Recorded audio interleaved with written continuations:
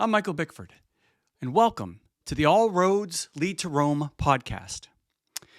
Fulton Sheen, who lived from 1895 to 1979, was a Catholic bishop and host of two different TV shows in the 1950s and 60s.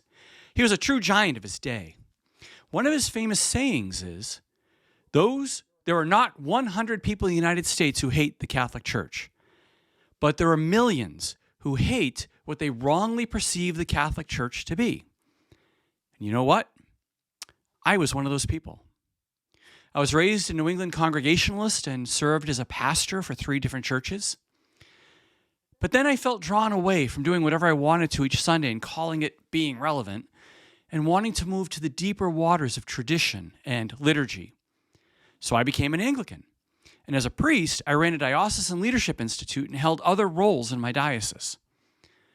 But as time went on, I encountered more and more Anglican laity and clergy swimming the Tiber.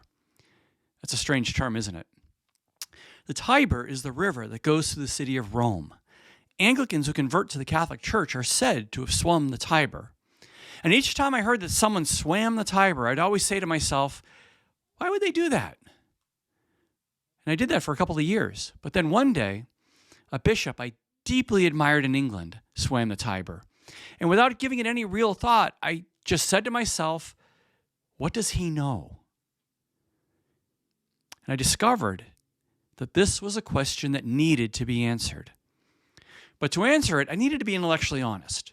So I committed to reading about Catholic theology, history, and church life from Catholic authors.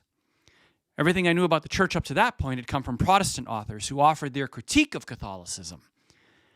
So I thought I was going to hold the Catholic writers to account for everything I thought I knew about the church, like why the Pope claims to speak straight from God's mouth, why they worship Mary, why they pray to saints and not to God, why do so many Catholics know almost nothing about their faith, why masses are so boring and repetitive, and so many other questions. I even made up a list of specific problems I had with the church.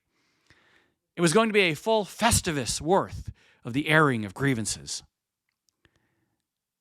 And I truly believed I knew what awaited me. After all, I'd gone to a Jesuit high school in Boston. I earned 2 master's degrees and later completed a PhD in religious education at Fordham University, a Jesuit institution. And my career has brought me many places. I've pastored 3 different churches, served as a hospice chaplain, taught theology as an adjunct professor at 2 universities, trained staff for state agencies and for the military in emotional intelligence, directed parish adult education, was a fire department chaplain. I've served on the board of directors for several nonprofits. And now that I'm a Catholic, I'm a Knight of Magisterial Grace in the Order of Malta. Yet, I confess, it's almost embarrassing to admit what unfolded. Bit by bit, I discovered that much of my understanding of Catholicism was shaped by caricatures, drawn by its most ardent critics. As I encountered concepts like classical theism, sacramental theology, subsidiarity, virtue ethics, the church existing simultaneously in all places and times, apostolic succession, mysticism, and so much more, I began to glimpse the church as Jesus truly designed it. And then I came to realize what had to be done. Despite the personal cost, relinquishing my ordination, my diocesan roles, and in many ways my entire career, I was received into the church on April 16th, 2022. Since then, I've continued to study and read voraciously. This journey has been without doubt the most intellectually stimulating experience of my life. And now, today, this podcast is meant for those who find themselves asking similar questions. Perhaps you're spiritually or intellectually curious, yet remain skeptical.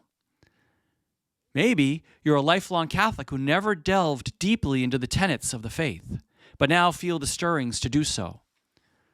Or maybe you're someone who has lived as an atheist, only to realize that materialism and hedonism fall short of providing deep happiness and meaning. Whatever brings you here, I'm genuinely grateful for your presence.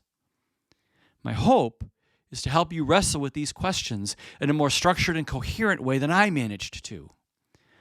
All I ask is that you approach this journey with patience and honesty. Now, there is no shortage of excellent books and Catholic podcasts, many of which have profoundly shaped my own understanding and which I will recommend in future episodes. However, I've found that a lot of these resources delve deeply into specialized topics, sometimes to the point of inducing an academic ice cream headache. This podcast, by contrast, is not designed that way. Here, we'll focus on the foundational basics, steering clear of heavy jargon and dense academic theology. You don't need to master these to appreciate the richness of the Catholic faith. But for you, it may be tempting to fast forward through the episodes to find the one that addresses that one question that you believe is the ultimate deal breaker. But let me urge you to trust the process and let the pieces gradually fall into place. Take the time to engage with each topic we'll explore each week, and you'll soon come to see how they knit together into a unified whole. It's an extraordinary experience. I sincerely hope and pray that this podcast offers you real help. You don't need a theology degree, prior church experience, or an immediate willingness to accept everything I talk about. All you need is a love for God and a genuine desire to learn. So, enjoy this ride in the coming episodes. And please visit us at allroadsleadtorome.net on the web for more information.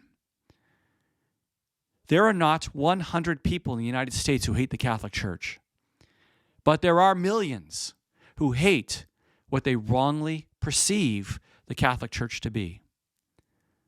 Well, if I do my job well, you'll see why this quote is true, and you will also indeed come to see, as I have, that all roads lead to Rome.